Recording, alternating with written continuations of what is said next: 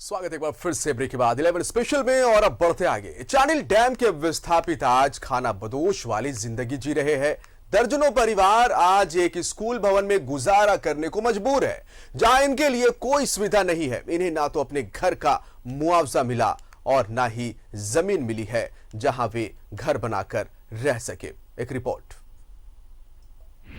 खाना बदोशों का जीवन जी रहे डैम के विस्थापित स्कूल भवन में सप्ताह भर से कर रहे गुजारा। नहीं ली किसी ने विस्थापित परिवारों की सूद, ना तो मुआवजा मिला, ना रहने की जगह मिली। 30 जुलाई से रह रहे स्कूल भवन में विनाशकारी बना इनके लिए डैम का पानी। रातों रात दर्जनों घर हो गए थे जलमग्न। ये घर आज टूट गए हैं, लेकिन एक सप्ताह पहले अच्छी हालत में थे। 30 जुलाई की बारिश में चांडिल डैम का पानी अचानक बढ़ गया। इसका पानी ओडिया पंचायत के दर्जनों घरों में घुस गया। लोग रातों रात अपने घरों को छोड़कर भागे। उनके सामान घरों में ही रह गए। उन्होंने इस स्कूल में पनाह लिया हुआ है। से फिर भी যাচ্ছ কেন নেই? যাবো কোথায়? আমাদের কোনো অর্থবল নাই, যাই কোথায় বাস করব, কোথায় কি যাব? আর তারপরে আমাদের মাগগুলো তো দিলে আমাদের রবি হয়েছিল। গায়ের লোক সব ঘর ধসে কার ঘর ভাঙে, সামানপত্র কেউ লিখতে নাই পারলেও ভাগে। স্কুলটা গায়ে ছিল, গোটা গাঁয়ের মায়া চালিয়া ওই স্কুল ঘরে রহা হইল বসে। খাওয়া দাবার ওই কেউ যার জোগাড় ছিল সে মুড়ি, আর যার নাই খাবার ছিল সে ওই এমনি বসে রইল। आज सप्ताह बीतने को है। सारे विस्थापित परिवार स्कूल भवन में ही किसी तरह से रह रहे हैं।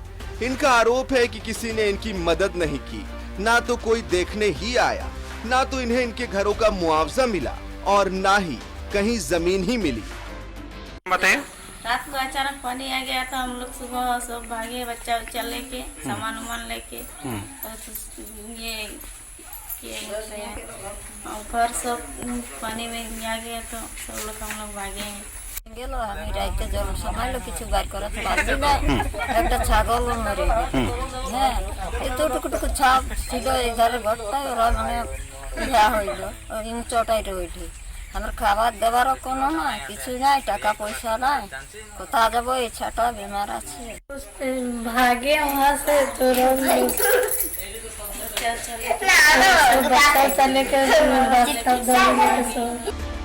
लोग पहले से ही हलकान हैं। इनका जीवन रिफ्यूजी कैंपों में रहने वाले लोगों की तरह कट रहा है। मानवीय दृष्टि से ही सही, आज इन्हें मदद की जरूरत है ताकि ये भी बेहतर तरीके से जीवन जी सके। न्यूज़ 11 भारत के लिए चांडिल से संतोष कुमार की रिपोर्ट। संतोष चांडिल से हमारे साथ लाइव जुड़ रहे हैं और उनसे ज्यादा जानकारी ले लेते। देखिए किस तरह से खाना बदोश की जिंदगी जीने को मजबूर है संतोष, चांडिल डैम के विस्थापित आज।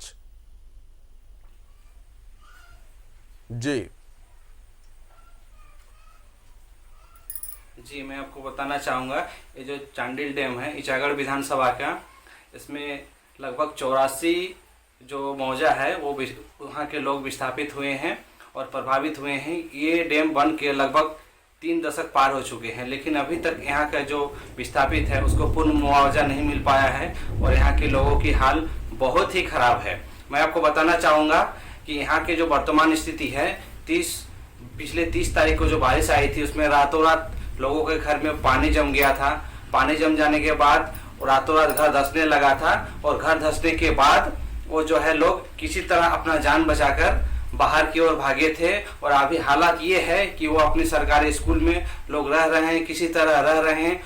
ग्रामीणों का कहना है, पीड़ित परिवारों का कहना है कि अभी तक उनको सरकार की जो राहत सामग्री है किसी भी प्रकार की लाभ नहीं मिली है। जब उनसे हमने पूछा कि आप लोग बार बार पानी में डूब रहे हैं फिर भी अभी तक यहाँ से क्यों नहीं जा रहे हैं, तो उन्होंने कहा कि चांडिल डैम के द्वारा जो हमें वादा किया गया था, जो चीज़ देने की बात कही गई थी वो चीज़ अभी तक नहीं दिया गया। ना तो हमारे मुआवजा की पूर्ण राशि दी गई है और न ही हमें पुनर्वास स्थल दिया गया है, जिसके कारण हम लोग मजबूर होकर यहाँ पे रह रहे हैं। अभी जो हमारे हालात है बिल्कुल ही खराब है। यहाँ का जो स्थानीय मुखिया है वो है पहाड़ सिंह, जो बीच बीच में आकर राशन अपने स्तर से देते हैं, गैस लाकर देते हैं, जिससे हम लोग भरण पोषण कर रहे हैं। तो उनका कहना है, वे सरकार से मांग कर रहे हैं कि उनका मुआवजा दे दे, तो वहाँ से अब वो चल जाएंगे। और सबसे बड़ी बात है कि इस क्षेत्र में जो है जनताओं की इतनी बुरी हाल है, फिर भी यहाँ के जो जनप्रतिनिधि है उन ग्रामीणों का शिकायत था, मायूसी भरी आवाज में कहें, ना तो यहाँ पे कोई विधायक उन्हें देखने आया और ना ही कोई सांसद देखने को आया, और उनका हाल अपने हाल पे वो रो रहे हैं।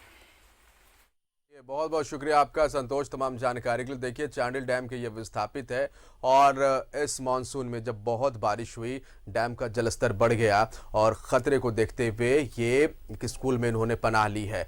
इनका आरोप है कि तमाम तरह के जो वादे किए गए थे चांडिल डैम के विस्थापितों के साथ, वो वादे पूरे नहीं किए गए और मजबूरन आज ये खानाबदोश की जिंदगी जी रहे हैं।